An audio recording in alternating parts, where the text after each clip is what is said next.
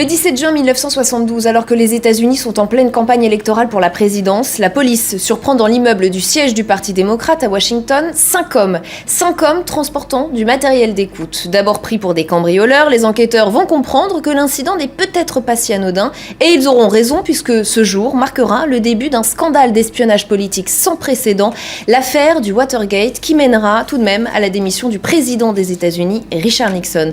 On en parle aujourd'hui avec Patrick Pénaud. Bonjour. Bonjour. Vous êtes l'auteur de 2 livres, La face cachée des États-Unis et des grandes mystifications de l'histoire. Ce qui surprend d'abord dans cette affaire, c'est que l'incident va presque passer inaperçu, alors que ces 5 hommes sont quand même arrêtés en possession de matériel, de numéros de téléphone très compromettants.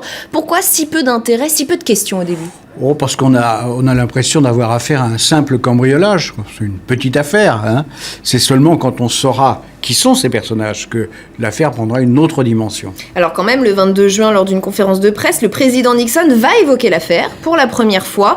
Il va déclarer « La Maison-Blanche n'est impliquée en aucune manière dans cet incident-là » et a priori ça va suffire aux Américains. Ils ne se sentent pas concernés à ce moment-là ?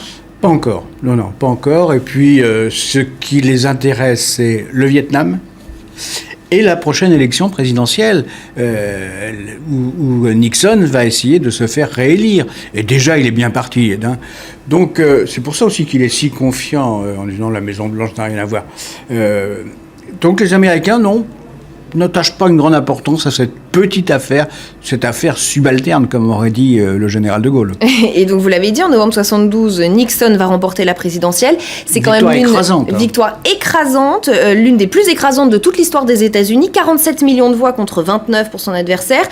Nixon pense qu'il est sauvé à ce moment-là, que l'affaire est étouffée. Ah oui, complètement. Il est confiant. Ah oui, complètement. Il a gagné avec tellement d'avance face à un candidat un peu terne, il faut bien le dire.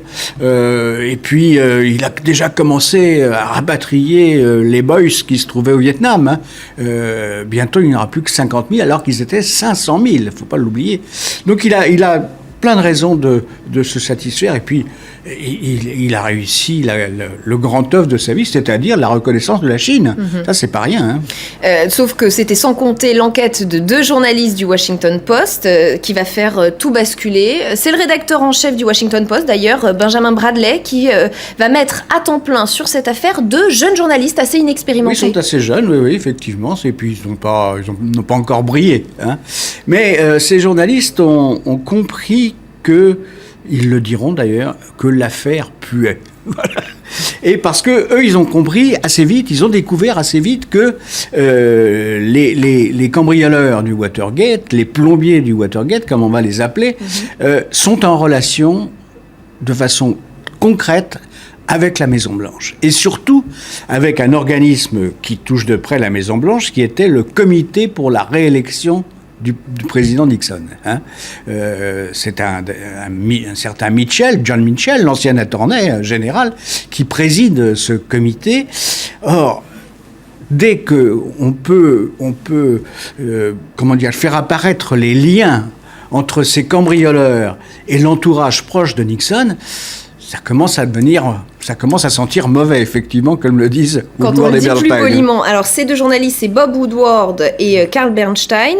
Ils vont avoir une source absolument incroyable dans cette affaire. Un homme qui va jouer un rôle clé, c'est l'informateur, surnommé Gorge Profonde. Oui, Gorge Profonde. Je pense que vous vous souvenez du film sur les hommes de la Maison-Blanche, Gorge Profonde qu'on voit dans l'ombre de sa voiture murmurer à l'oreille de Woodward. Alors, Gorge Profonde... Comment va-t-il les aider ? Il va les aider en leur donnant des rendez-vous, comme ça, mystérieux, puisqu'ils n'ont pas la possibilité de voir son visage, ni de l'enregistrer, sa voix. Donc, il va peu à peu les orienter dans le sens qui lui est agréable à lui, effectivement, c'est-à-dire les convaincre que Nixon est un fichu menteur et qu'il est à l'origine de ce cambriolage, en tout cas qu'il l'a laissé faire. Donc il leur donnera des pistes, pas précises, il ne va pas les orienter, il ne va pas leur donner des informations précises. Voilà, mais il va faire en sorte que ces tuyaux les mènent vers les bons interlocuteurs, et c'est ainsi que petit à petit, la citadelle Nixon va s'écrouler. Alors on apprendra bien plus tard, en 2005 seulement, qu'il s'agissait du numéro 2 du FBI, Mark Felt. Et puis d'autres journaux vont quand même finir par s'intéresser à l'affaire, dont le New York Times. Et c'est ce qui va aussi relancer l'affaire. Oui, parce que après, ça va être une cascade de révélations. Cascade de révélations et de trahison. Parce que Nixon, pour bâtir sa défense, va peu à peu faire le vide autour de lui. Il va limoger quelques conseillers, et même le secrétaire général de la Maison-Blanche, enfin, parce que ce sont ces gens-là qui peuvent le défendre. Il peut s'abriter derrière eux, mais à la fin, il se retrouvera tout nu. Mais qu'est-ce qu'on découvre? Un sabotage politique à grande échelle? Oui, c'est-à-dire, on va découvrir un complot qui est plus ancien encore que la simple affaire du Watergate. En fait, Nixon, qui voyait des complots partout, avait décidé de s'en prendre à l'ultra-gauche américaine qui l'embarrassait bien dans sa politique vietnamienne. Et il s'était constitué, avec son accord, un petit groupe de saboteurs, de plombiers, de conspirateurs, qui avaient mis au point un plan qu'ils ont appelé Gemstone, pierre précieuse. Quelle pierre précieuse! Et Gemstone avait commencé à être mis en place pour espionner un personnage qui s'appelle Daniel Ellsberg et qui est à l'origine des Hexagon Papers. Je ne sais pas si vous vous souvenez, c'était des papiers formidables qui n'avaient jamais été rendus publics sur la guerre du Vietnam et sur l'attitude des prédécesseurs de Nixon, c'est-à-dire Kennedy et Johnson. Kennedy et Johnson. Donc, et c'était très embarrassant. Non pas que Nixon ait été personnellement menacé par ces papiers, mais c'était embarrassant d'une façon générale pour la Maison-Blanche, pour la politique américaine, au moment où, justement, Nixon essayait de faire la paix au Vietnam. Alors, après l'enquête journalistique, c'est la justice qui va... Allez-y, bien sûr. Oui, donc Ellsberg a été espionné. On a même fait des cambriolages, déjà des cambriolages chez son psychiatre, parce qu'il paraît qu'il avait une vie sexuelle un peu hors de l'ordinaire. Enfin, bref. Donc, c'est à ce moment-là que les plombiers, pour la première fois, ont été utilisés. Et ce sont les mêmes qu'on va retrouver au Watergate. Et la justice va donc prendre le relais, et c'est un juge réputé sévère et obstiné qui va aussi marquer un tournant dans cette affaire, c'est le juge Sirica. Tout à fait. C'est un républicain, donc absolument appartenant au camp de Nixon. Mais non, c'est un type qui va jusqu'au bout. Et puis, surtout, il va y avoir une commission d'enquête parlementaire qui va être désignée. Qui va tout changer et qui va même intéresser les Américains. Bien sûr. Alors là, oui, parce que c'était assez curieux. Alors, jusque-là, on n'attachait pas une grande importance à cette affaire.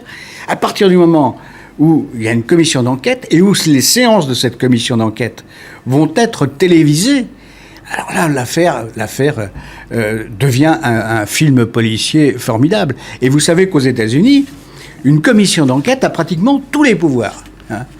Et on va voir défiler devant cette commission d'enquête les principaux personnages de l'affaire.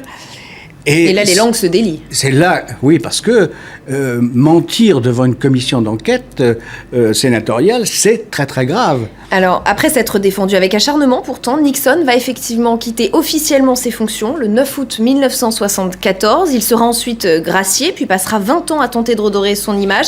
Patrick Pénaud, si je vous demande de terminer cette phrase, le 17 juin 1972, c'est le jour où? Que me répondez-vous?